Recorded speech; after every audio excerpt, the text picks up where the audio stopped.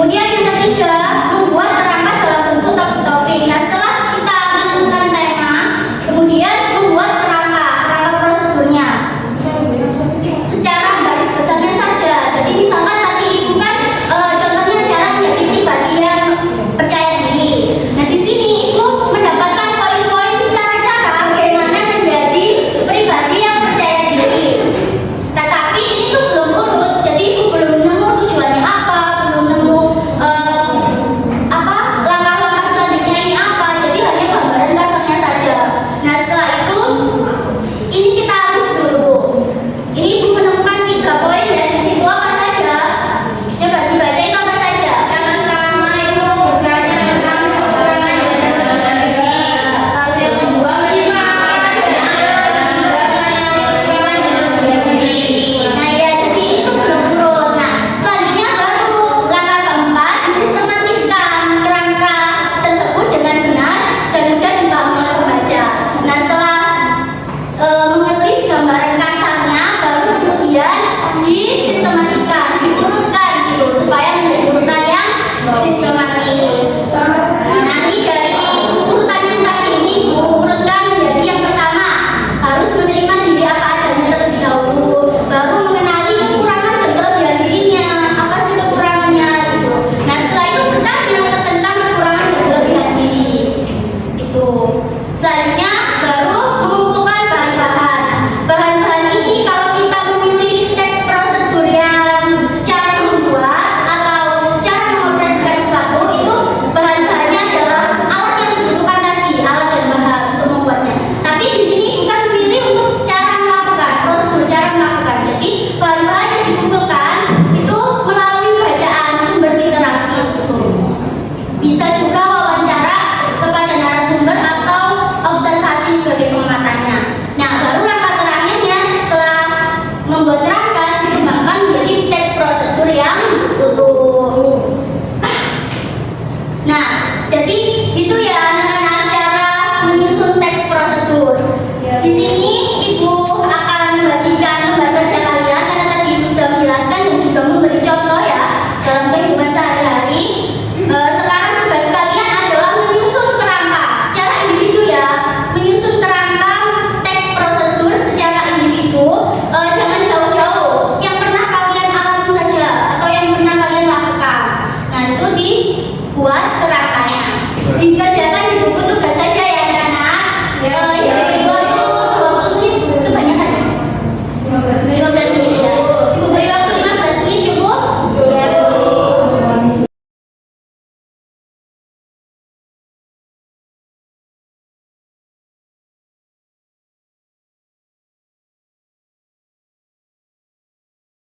Sudah selesai anak-anak? Nah, karena sudah selesai, itu akan membagi kalian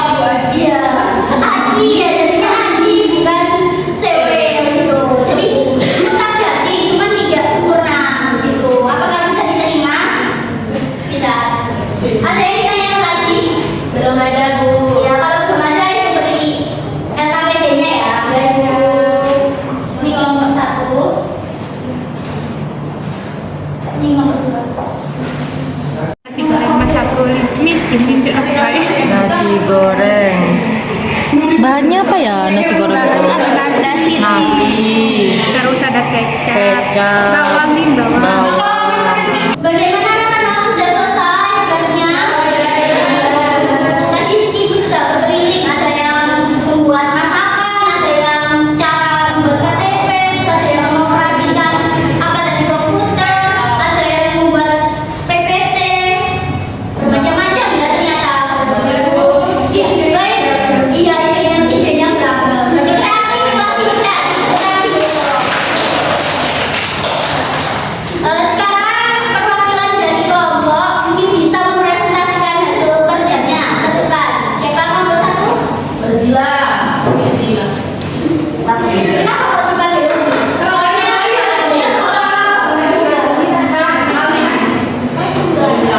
Ya, dibaca penampilannya bersama pengembangannya.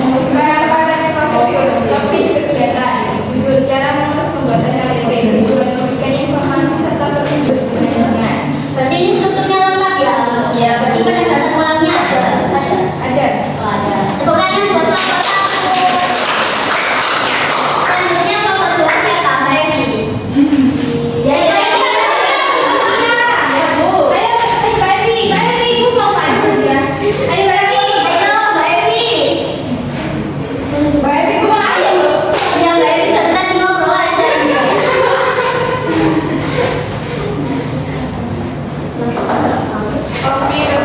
Bisa kegiatan judul cara membuat nasi goreng tujuan meninggalkan dan yang terakhir angkat dan nasi goreng pun siap disajikan.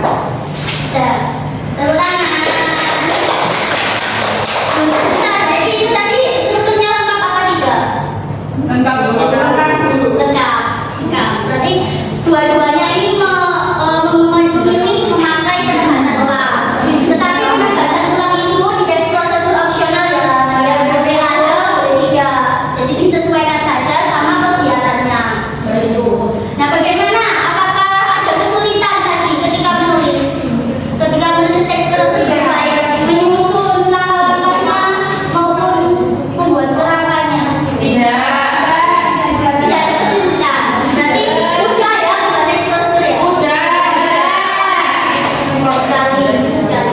Kemudian apa yang menarik dari kegiatan menulis kalian hari ini? Itu Bu, kan kita masih di bawah umur. Iya. Terus kita membuat KTP. Belajar. Kita kan ikut